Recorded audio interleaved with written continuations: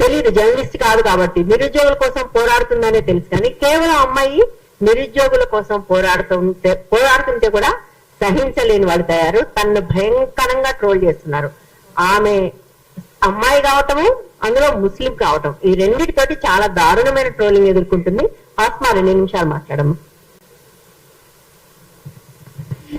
అందరికీ నమస్కారం. మా కోసం మా మీద జరుగుతున్న సోషల్ మీడియా దాడులకి మీరు మాకు మద్దతుగా అందరూ ఒక సమావేశాన్ని ఏర్పాటు చేసినందుకు ముందుగా అందరికీ కృతజ్ఞతలు. నేను ఆ రోజు ఒక ప్రశ్న వేసినందుకు నేను గౌస్ పాషకి చెల్లెలనైపోయినా, ఒక పాకిస్తానీనైపోయినా, ఆఖరికి దేశద్రోహినైపోయినా. నేను ఎక్కడ ఒక బాంబేయలే, ఎవరిని చంపలే, ఏం అమ్మలే, డ్రగ్స్ కూడా ఏం చేయలే. ఇక్కడ అమ్మాయిలను తీసుకుపోయి వేరే దేశాలకు, బంగ్లాదేశ్ అక్కడ అమ్మలే. అయినా సరే నేను దేశద్రోహుల జాబితాలో నేను చేరిపోయినా. అయినా నాకు బాధ లేదు.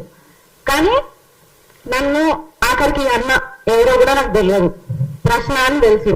అదే ప్రశ్న ఇప్పుడు చుట్టూ ముడుతుంది మమ్మల్ని. ఆ అన్న నేను ఏకంగా పట్టుకున్నట్టే ఫోటోలు తీసారు. ఎందుకు అంటే బుర్కా అనేది దేశద్రోహమా తెలుసుకోండి. మళ్ళా కూడా అంటున్న తమ్ముళ్ళు, మీరు ఎంత ట్రోల్ చేస్తారో చేయండి, నన్ను ఎంత చేస్తారో చేయండి, కానీ ఈ బుర్కా అనేది ముస్లింలో బలిసినలు వేసుకునేది అనుకుంటా మాత్రం మీ పొరపాటే. బుర్కా అనేది నిజంగా మా పేదరికాన్ని కూడా దాచుతుంది. అది మీకు తెలియదు. రోజు ఒక డ్రెస్ మెయింటైన్ చేయాలి, ఆ లగ్జరీ మెయింటైన్ చేయాలంటే మా తోటి కాదు కొంతమందికి. బట్ నాలాగా కుటుంబాన్ని కోల్పోయిన అమ్మాయికి అయితే ఇంకా కష్టం. ఆ లైఫ్ ని నేను మెయింటైన్ చేయలేను. నన్ను తిట్టండి, ఎంత తిడతారో తిట్టండి. వ్యక్తిగతాలు బయట పెడతాం, నిన్ను రేప్ చేస్తాం, నిన్ను 15 వరకు చంపేస్తాం. సరే చంపేస్తారు, వ్యక్తిగతాలు. మీకు లేవా గతాలు? మీ నాయకుడికే ఉన్నాయి కదా, మా గతాలు ఏం బయట పెడతారు? అంతకంటే మించి మేము ఏం చేస్తున్నామని అమ్మాయిలమని ఇంత భయపెట్టే ప్రయత్నాలు చేస్తున్నారు. సరే ఆ తర్వాత ఏదో నా నోట్లో మైక్ పెట్టారు, ఏదోండి మైక్ పెట్టారు. ఈ ఫోటోకి నేను అస్సలు బాధపడట్లే. మీరు మైక్ పెట్టండి, ఏమన్నా పెట్టండి, కానీ దీనిపైన రాసిరు చూడండి, రేపు జనసేన తెలంగాణలో వరంగల్కి వస్తున్నాడు, నువ్వు ఒక అమ్మకి అబ్బకి పుడితే అడ్డుకుంటున్నావా అడ్డుకో. లోకంలో లేని నా తల్లిదండ్రులు ఏం చేశారండి? ఈరోజు నేను పుట్టి తప్పు చేసినానా? అంటే నా బుర్కా ప్రాబ్లమా, నా మతం ప్రాబ్లమా? నా తల్లిదండ్రులు ఎందుకు అంటుంది చెప్పండి? అరే మీకు దమ్ముంటే తమ్ముల్ని నాతో కొట్లాడండి, నేను కొట్లాడతా. నేను నన్ను దాడి చేస్తారా చేయండి, నేను కూడా దాడి చేస్తా. మాట్లాడతారా మాట్లాడండి, నాకు దమ్ముంది, నేను మాట్లాడతా. కానీ మా అమ్మ నాన్నని అన్నట్టు నేను మీ అమ్మ నాన్నని అనలేను.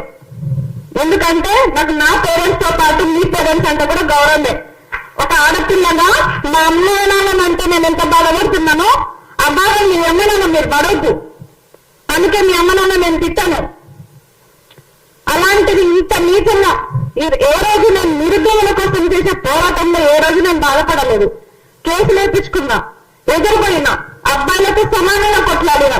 కానీ ఈరోజు బాధపడుతున్నా అంటే కేవలం నా తల్లిదండ్రులు నన్నందుకే. నా తల్లిదండ్రులకు మంచిగా నేర్పారు.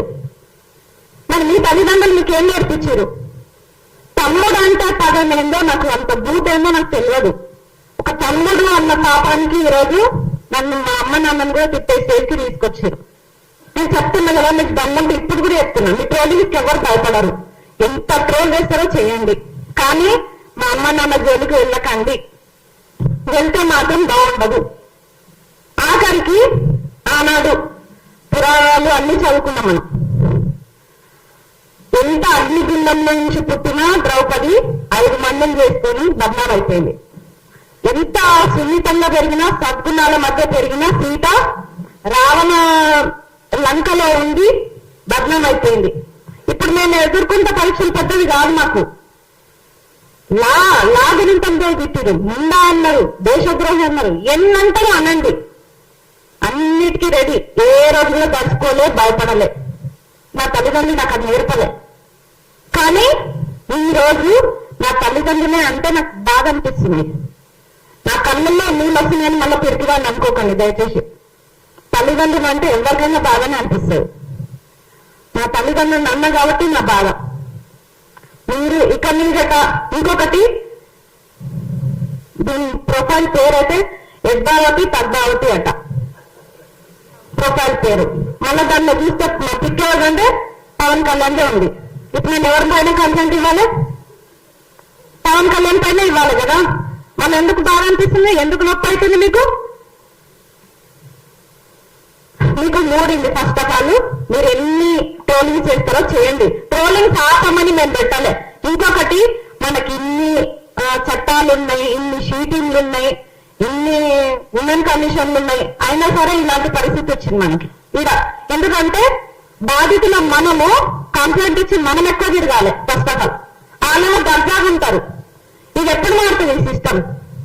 మా కోసం ఏర్పాటు చేసిన ఇన్ని పోలీస్ కమిషన్లు, ఇన్ని చట్టాలు ఎట్టుపోయినాయి. అయినా మేము తిరగాల్సి వస్తుంది. మేమే కంప్లైంట్ ఇచ్చి మేమే 100 సార్లు తిరగాలి. ఆడేమో దర్జాగా ఉంటాడు. కాబట్టి చట్టాలు చాలా వేగవంతంగా 24 గంటల్లో చర్యలు తీసుకునేటట్టుంటే బాగుండే. ఇంకొకటి, ఆ గౌస్ పాష అన్నారు కదా, గౌస్ పాష మీ కష్టంలోనే ఉన్నారు కదా, నా అన్న అంటారు కదా. గౌస్ పాష మాత్రమే కాదు, బండి భగీరథ్ కూడా మా అన్ననే. ఇద్దరిని ఒకటే తాడికి ఉరేయండి, ఒక్కటే తాడికి ఉరేయండి, ఇద్దరికి ఒకటే శిక్షణ అమలు చేయండి. నేను అడ్డుపడితే అప్పుడు నన్ను తీసుకుని పాకిస్తాన్ లో వదిలేయండి. Thank you. నాకు ఇంత మంచి అవకాశం ఇచ్చినందుకు అందరికీ థ్యాంక్ యూ.